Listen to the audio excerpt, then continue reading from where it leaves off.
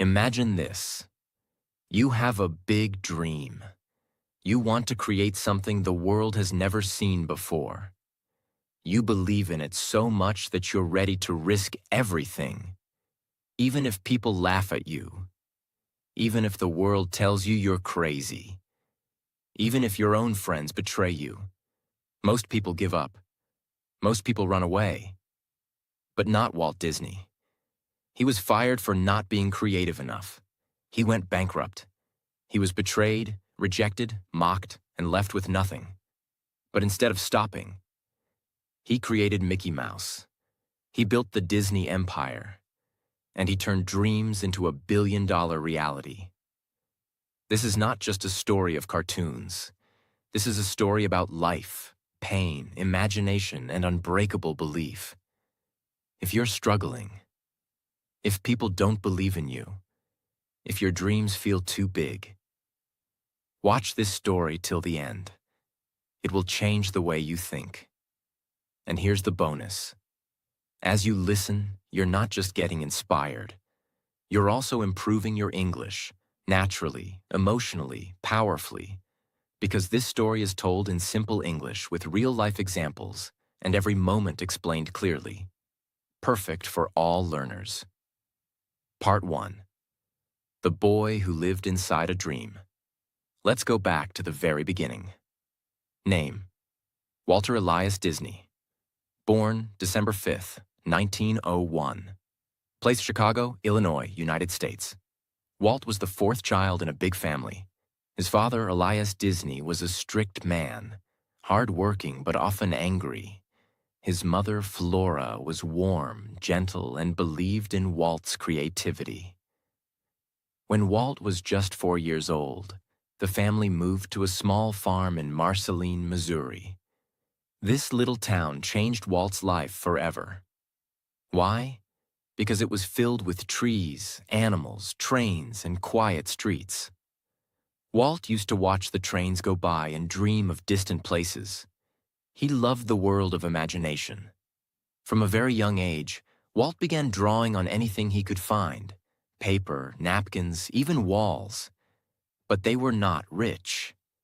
In fact, they were very poor. So Walt didn't have fancy pencils or notebooks. Instead, he used charcoal sticks from the stove to draw on old newspaper. That's how the world's most magical empire started, with a boy drawing on trash paper.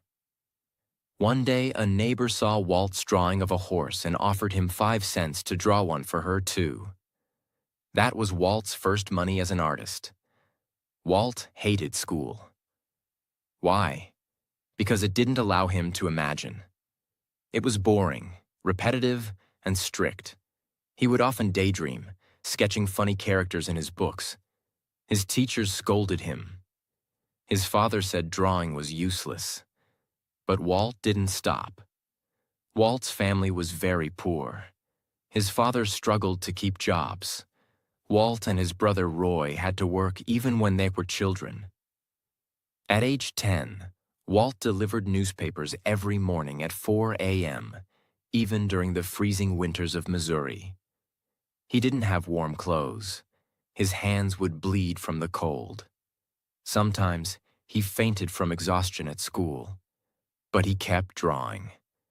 That was the only thing that made him feel alive. When World War I began, Walt wanted to serve, but he was too young to join the army. So he forged his birth certificate to say he was older and joined the Red Cross Ambulance Corps. At age 16, he was driving ambulances in France, far from home. Even there, surrounded by wounded soldiers in war, Walt decorated his ambulance with cartoons. He drew funny characters on the side to make the soldiers smile. This shows you who he truly was. Even in war, he wanted to bring joy to others. After the war, Walt returned to America and said, "Now I will become an artist." He started working at a commercial art studio in Kansas City, drawing ads for newspapers. But that job didn't last long. Walt had bigger dreams. He wanted to make moving cartoons, something people had never seen. He started his first company with a friend called Laughogram Studios. They created little fairy tale cartoons. People loved them, but Walt made a big mistake. He focused only on creativity, not on money. He gave away cartoons for free, trusted too many people, and didn't have a business plan. Soon, he was broke, alone, and sleeping in his office. He had just $40 left, no food, and no support. But instead of crying, he packed a small suitcase, borrowed $500, and took a train to Hollywood. He believed that his real story had just begun. Every great dream starts with the poor boy who refuses to stop dreaming. Walt didn't have money. He didn't have support, but he had a pencil, a dream, and the courage to keep going. Walt Disney stepped off the train in Hollywood with nothing but a small suitcase, a drawing pad, and a heart full of dreams. It was 1923. He was just 21 years old, had only $40 in his pocket, and knew no one. He had already failed once in Kansas City. He had lost his studio, his savings, his equipment, and his team. But what he didn't lose was his belief. Walt believed that the world needed something new, something more than black and white silent films. He wanted to create animated characters that people could fall in love with. Not just cartoons, but real emotions, real stories. Walt moved in with his Uncle Robert. He lived in a tiny room and paid $5 a week for rent. He had no office, no studio, no team. So he set up a camera in a garage and began creating a new cartoon character called Alice, a little girl who lived in a cartoon world. He sent the short film called Alice's Wonderland to a company in New York called Margaret Winkler Productions. To his surprise, they loved it and offered him a contract. But here's the thing. Walt needed help. He couldn't do this alone. Walt called his older brother Roy, who was recovering from tuberculosis in a veterans hospital. Roy believed in Walt. He always had. So even though he was sick and had no money, Roy said, "Let's do it together, Walt." That's how they formed the Disney Brothers Studio, the company that would later become the Walt Disney Company. They set up their tiny studio in a back office at 4651 Kingswell Avenue, Los Angeles. The rent was $10 a month. They worked day and night, sleeping very little, hand-drawing every single frame. Alice became a small success. Not big money, but enough to survive. Walt felt hopeful again. But destiny had another test waiting. In 1927, Walt wanted to create a new character, something fun, happy, and full of energy. That's how Oswald the Lucky Rabbit was born. Oswald had big ears, long legs, and a funny smile. He quickly became very popular. Audiences loved him. But Walt had made one big mistake. He didn't own Oswald. The rights were held by the distributor, Universal Pictures. In 1928, Walt traveled to New York to negotiate a higher budget for Oswald.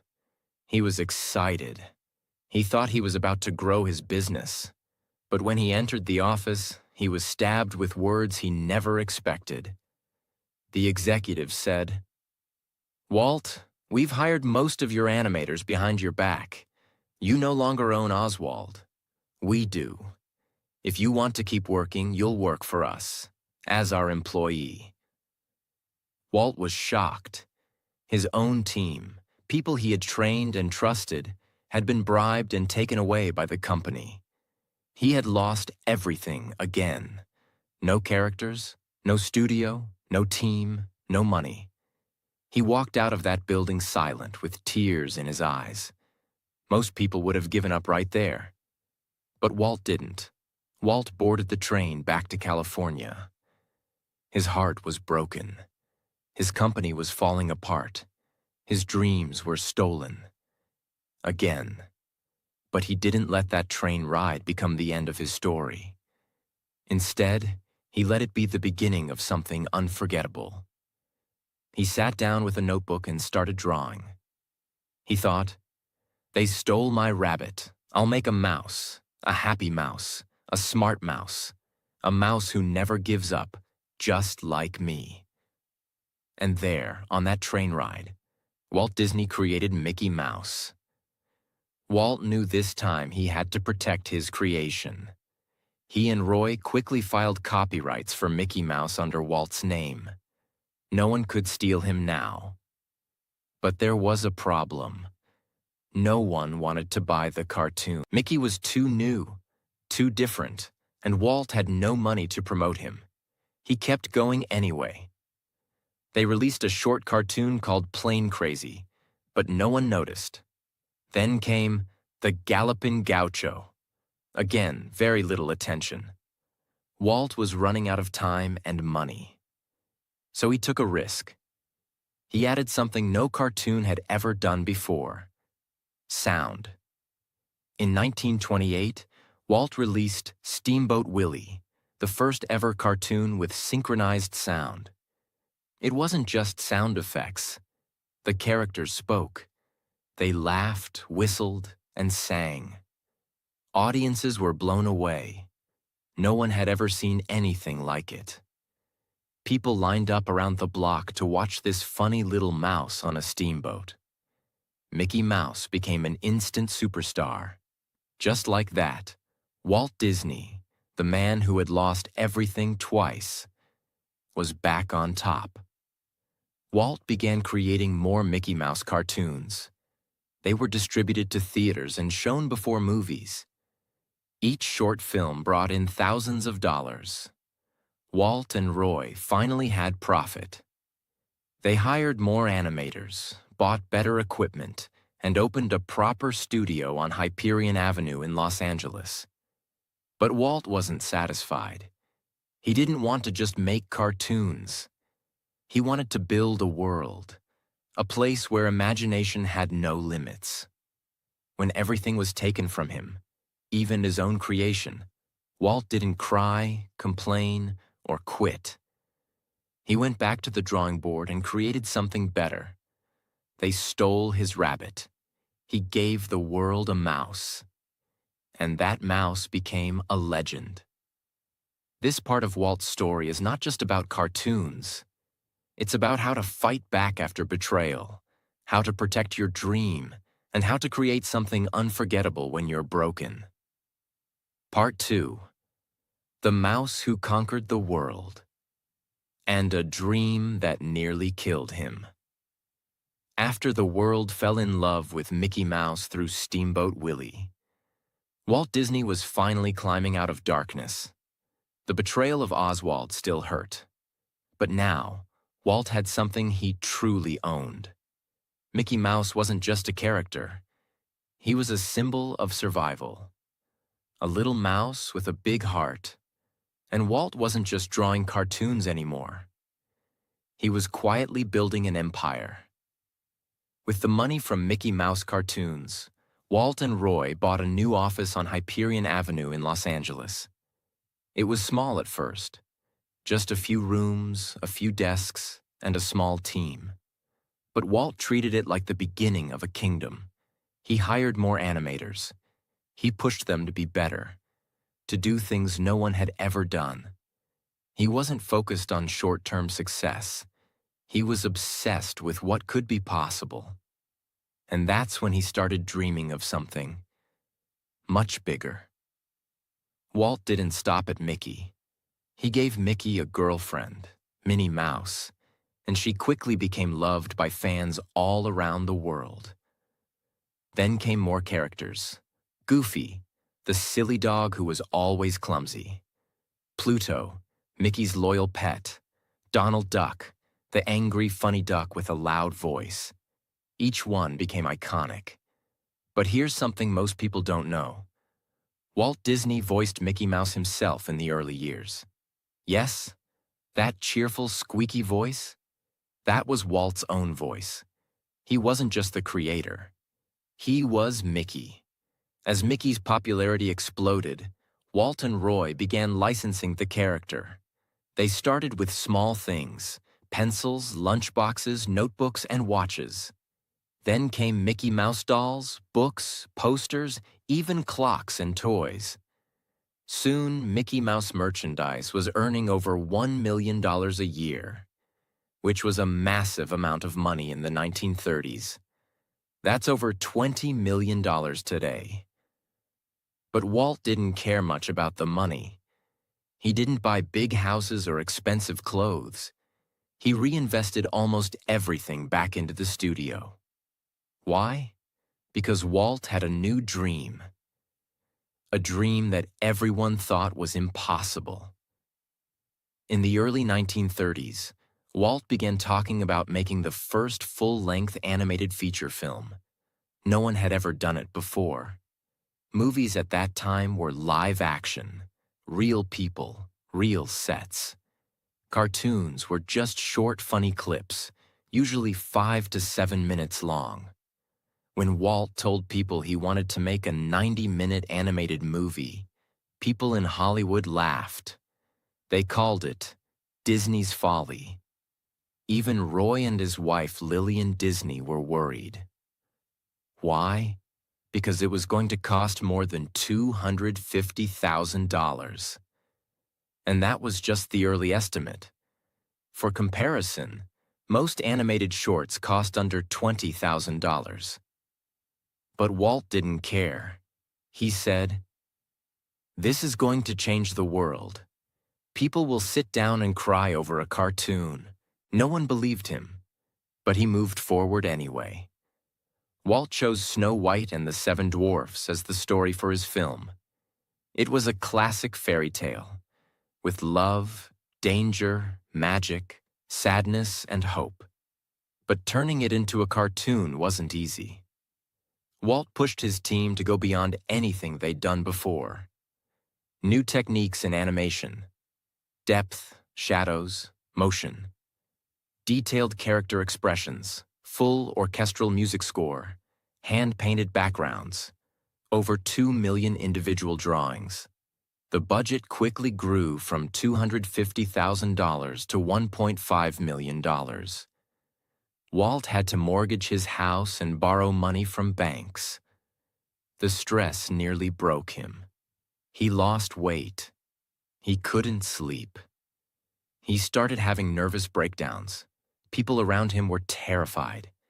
If Snow White failed, the entire studio would shut down. Everyone would lose their jobs. Walt would lose everything. But he didn't slow down.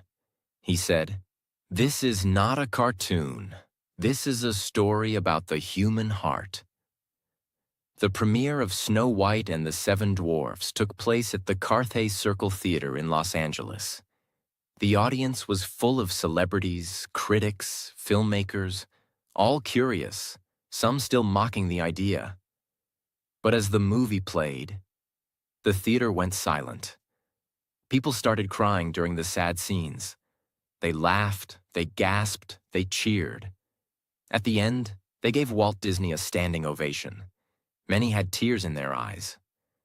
A cartoon had made grown men cry. A cartoon had told a real story, with emotion, pain, love, and joy.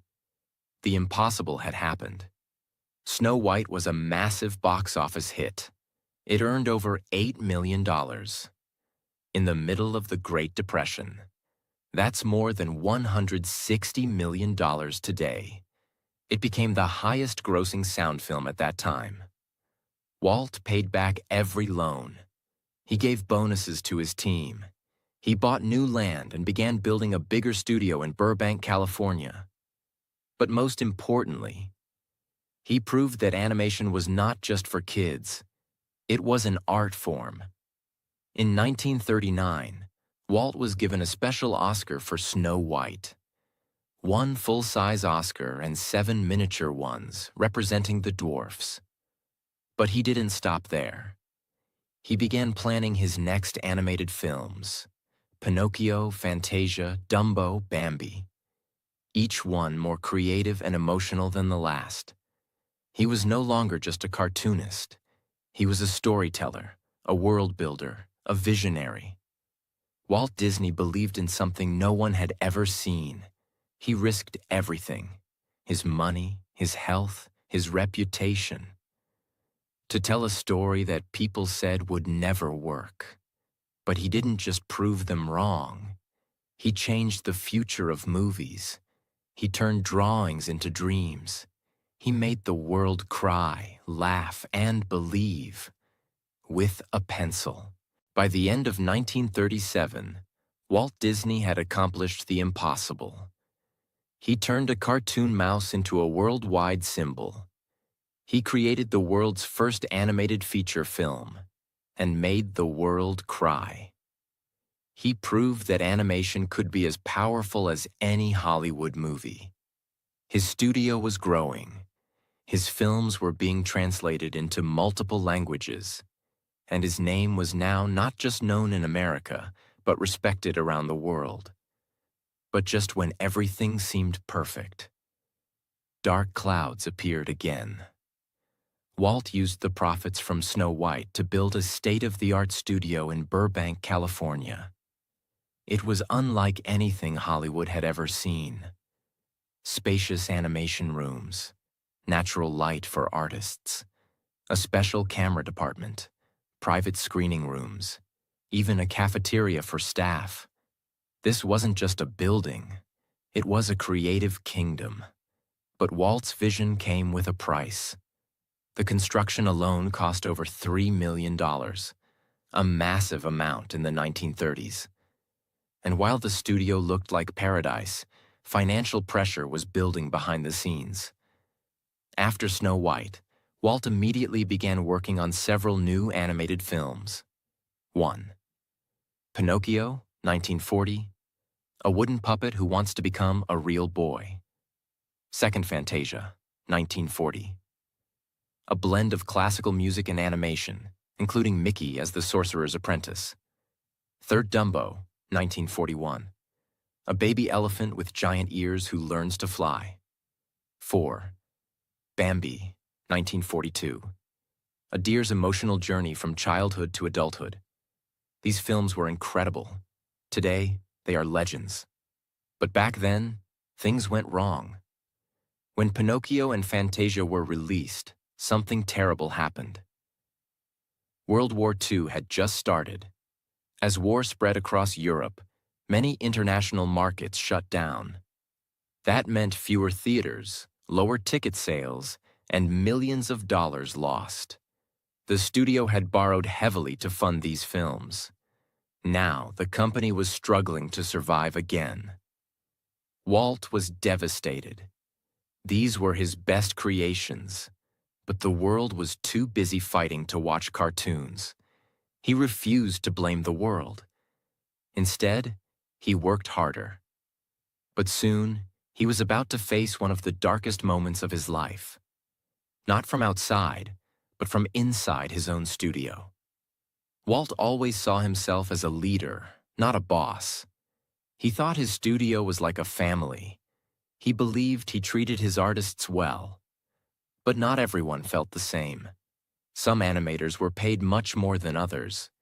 Some worked long hours without fair recognition. And during the financial crash, Walt had cut salaries, but not his own.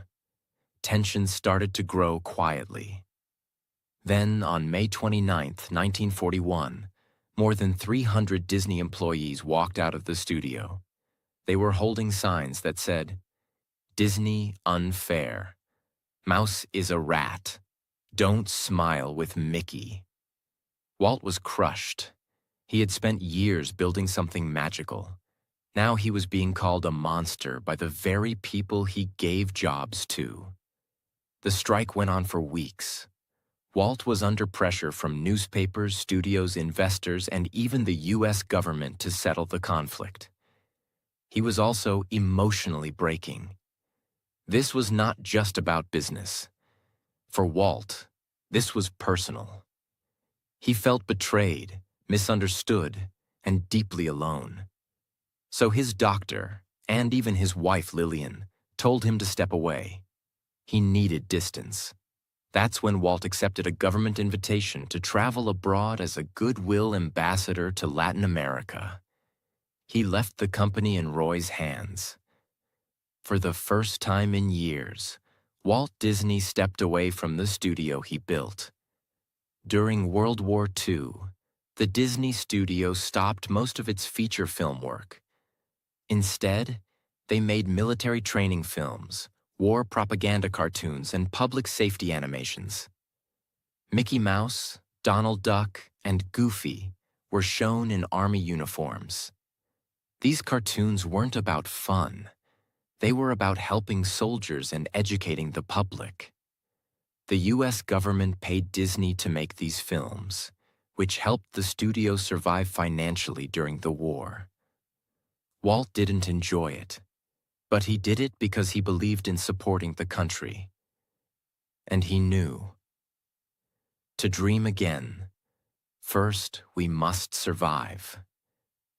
Even while his studio was doing war work, even while he was recovering from betrayal, Walt was thinking about something completely new. He had noticed something during his travels, and even while visiting small amusement parks with his daughters, Diane and Sharon. He hated how dirty, cheap, and boring they were. He thought, what if there was a place where families could go together, where dreams felt real, where stories came to life? An amusement park, but like nothing anyone had ever seen. A place where people didn't just watch the magic, they lived inside it. That idea began to grow quietly inside him, while the world saw Mickey, Pluto, and Goofy on screen. Walt was secretly sketching castles, rides, worlds, and lands on napkins and notepads. People thought he was just recovering from stress, but what he was really doing was building the future. Walt Disney survived global war, financial collapse, and personal betrayal. He lost his team, he lost his peace, he lost his spark. But instead of giving up, he started imagining a world no one had ever seen. When people expected him to retire, he began dreaming harder than ever. Because that's who Walt was. When his world broke, he created a new one. Part 3. The Crazy Dream of Disneyland, and how he built the happiest place on Earth. While the world thought Walt Disney was just making more cartoons, while newspapers said he was past his prime, while investors still doubted him, Walt Disney was secretly building something much, much bigger than a film. He was designing an entire world. Not a fantasy world on paper. A real place. A place people could walk into. A place where stories would come alive around you. A place that would make children smile, adults dream again, and the impossible feel real.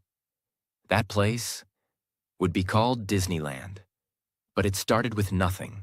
No land, no support, no money, just an idea. And a man who refused to let it go. It all began with a simple moment.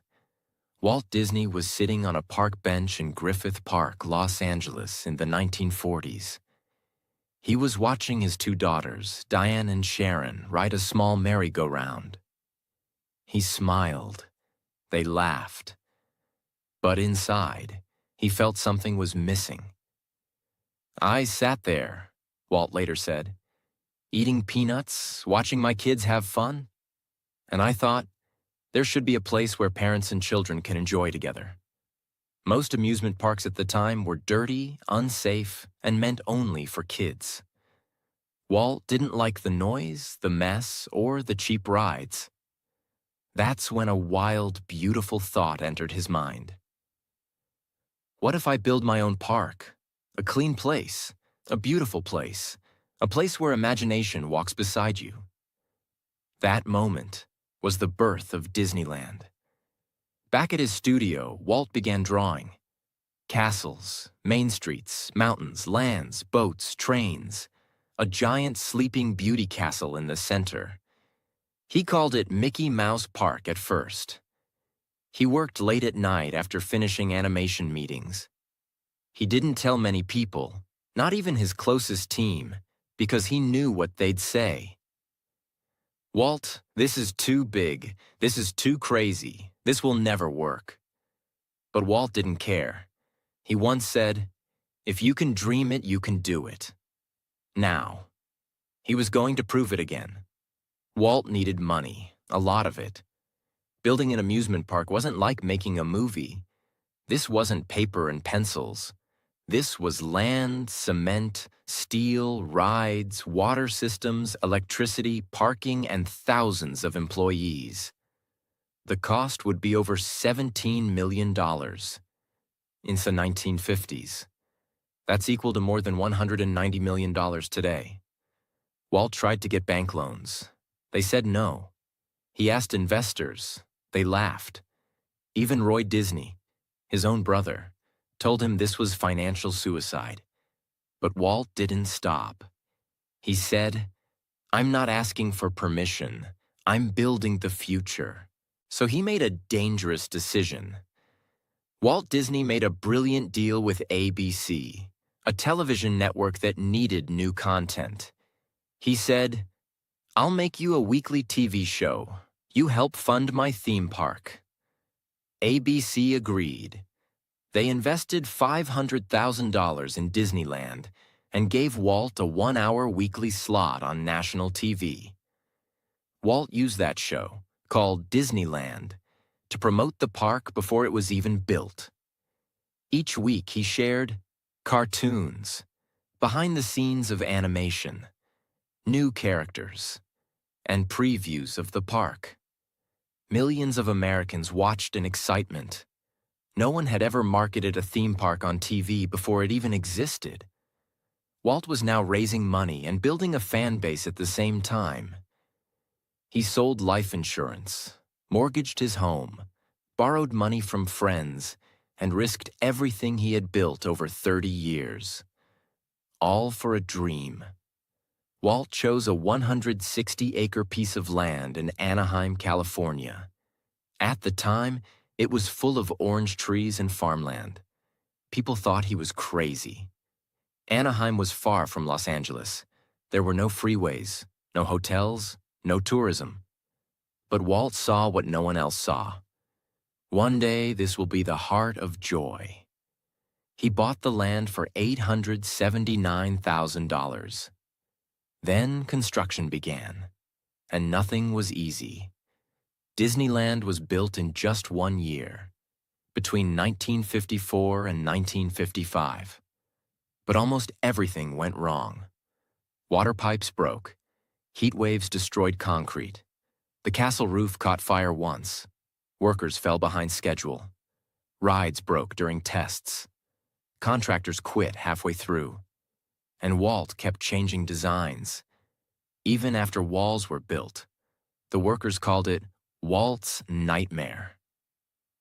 But Walt kept walking the site every day in a hard hat, sweating under the sun, pointing, fixing, encouraging. One worker said, "You didn't want to disappoint Walt." Even when he was tired, his eyes were still dreaming. The big day arrived. More than 28,000 people showed up to Disneyland's opening day, even though they had only planned for 15,000. Counterfeit tickets were sold. Traffic was so bad, cars were stuck for 7 miles. Rides broke down, food ran out, bathrooms overflowed. High heels sank into the fresh asphalt because it was still hot. The media called it Black Sunday. Some said the park would fail within a year. But Walt said nothing. He simply fixed everything. Within weeks, the problems were solved. Within months, crowds kept growing. And within a year, more than 3.5 million people had visited Disneyland. Disneyland was a miracle. It had themed lands like Main Street, USA, a vision of Walt's childhood town. Adventureland, with jungle cruises and wild stories. Fantasyland, home of Peter Pan, Snow White, and Sleeping Beauty. Tomorrowland, a future of rockets, science, and space. Frontierland, cowboys, trains, and the Wild West. Every corner had music, detail, color, smells, characters, and magic. It was not just a park. It was a living dream. Walt said, "Disneyland will never be completed. It will continue to grow, as long as there is imagination left in the world." Walt Disney built a world, while everyone said he was crazy. He risked his company, his house, his savings, and his health. But in the middle of dirt and chaos, he saw a castle. And where others saw oranges, he planted imagination. Disneyland wasn't built with money, it was built with belief. Part 4. The Final Dream, and how Walt Disney built a world that never dies. Disneyland was a living dream, but Walt Disney was not done.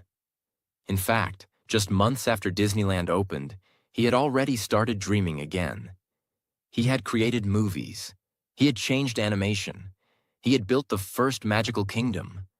But now, he wanted to create an entire city, a city of the future, clean, safe, organized, full of technology, parks, public transport, and opportunity. He called it EPCOT, the Experimental Prototype Community of Tomorrow. And he was ready to build it. Walt didn't want to just entertain people anymore. He wanted to improve the way they live. He looked at the problems of American cities in the 1960s. Traffic, pollution, crime, overcrowding. And he thought, we can do better. He imagined people living in beautiful homes, safe and fast transportation with monorails and people movers, a central dome city filled with community, innovation, and education. No cars in neighborhoods, only walking paths and trains. A place where technology and humanity grow together. Walt said, "Epcot will always be in a state of becoming. It will never be completed, but it will always show the world what can be." He bought 27,000 acres of land in Florida. Yes, 27,000, which is twice the size of Manhattan. But very few people knew what he was doing. He bought the land in secret, using fake company names to keep the price low. When news broke, people were shocked. Walt Disney is building something in Florida. But what exactly? Walt was working day and night. He was holding secret planning meetings. He was sketching maps, models, and city plans. He was recording videos of himself explaining the vision of Epcot. Even at age 64, Walt was still more creative than anyone alive. But something was silently happening inside his body. Something dangerous. Something final. Walt Disney had been a heavy smoker for most of his life. Even during studio meetings, he would hold a cigarette in one hand and a pencil in the other. In November 1966, he went to the hospital for a minor neck injury. Doctors took an X-ray and found a dark spot on his left lung. It was lung cancer, and it was already spreading. Walt kept it private. He didn't want anyone to panic. He told very few people. Even some of his team didn't know. He quietly began treatment, but his body was weakening. He kept working anyway. Even from his hospital bed, he had sketches, maps, and papers around him. He had the model of Epcot placed on the ceiling above him, so when he looked up, he could see his city. Roy Disney later said, "Even in his last days, Walt wasn't thinking about death. He was thinking about what the world could become." Walt Disney died on the morning of December 15, 1966, just 10 days after his 65th birthday. The man who changed childhood, cinema, storytelling, and imagination closed his eyes quietly in a hospital room in Los Angeles. No big ceremony, no speeches, no cameras, just silence. The newspapers announced his death with shock. Some headlines read, "Walt Disney, father of Mickey Mouse, dies. The world has lost its greatest dreamer." Even President Lyndon Johnson gave a statement saying, "Walt Disney brought joy to the lives of millions." All over the world, people cried. From children in Tokyo to families in New York, from animators in Italy to tourists in Brazil. Millions of people felt like they had lost someone personal. But Walt Disney didn't truly die, because his dream was now alive inside all of us. After Walt's death, Roy Disney, his older brother, came out of retirement. He had one final mission: finish what Walt started. Roy led the building of Walt's project in Florida. Not just a theme park, but a world. On October 1st, 1971, the gates of Walt Disney World opened. It was 5 times bigger than Disneyland, a full resort, a castle twice the size, lakes, hotels, trains, golf courses, transportation systems. Roy made one powerful decision. He renamed it Walt Disney World, not just Disney World, because he wanted the world to remember who dreamed it first. Then, just 2 months later, Roy Disney passed away too. The 2 brothers who built an empire from pencils and paper were now gone. But they left something behind, something unstoppable. Today, the Walt Disney Company is worth over $180 billion. Owns Pixar, Marvel, Star Wars, National Geographic, Hulu, and more. Operates 12 theme parks across 6 countries. Has created over 750 films and shows. Employs more than 200,000 people worldwide.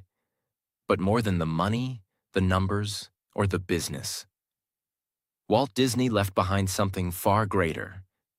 He left behind a feeling, a belief that imagination matters, dreams are possible, a pencil can become a castle, a mouse can change the world. Walt Disney was not rich, he was not perfect, he was not lucky. He was just a man who refused to stop dreaming. He was fired, rejected, stolen from, broke, depressed, betrayed, sick. But still, he believed. When the world laughed, he imagined. When the money ended, he borrowed. When his body failed, he kept drawing. And when death came, he left behind an empire of dreams. If you're listening to this right now, here's what you must remember. You don't need to be born lucky.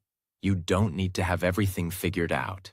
You just need one thing: a dream that is bigger than your fear. And if Walt Disney could build all this, with broken pencils, empty pockets, and a heart full of belief, then what's stopping you? If you listen to this story from part 1 to part 4, congratulations. You just learned hundreds of powerful English sentences naturally. That's how you improve. By listening to real stories, told with emotion, and learning with your heart, not just your brain. If this story moved you, if you felt something inside, if it gave you courage, hope, or imagination, then please like, share, and subscribe. Not for me, not for the channel, but because someone out there needs this story today, just like you did. Let them hear it. Let the dream continue. Because in the words of Walt Disney himself, it's kind of fun to do the impossible.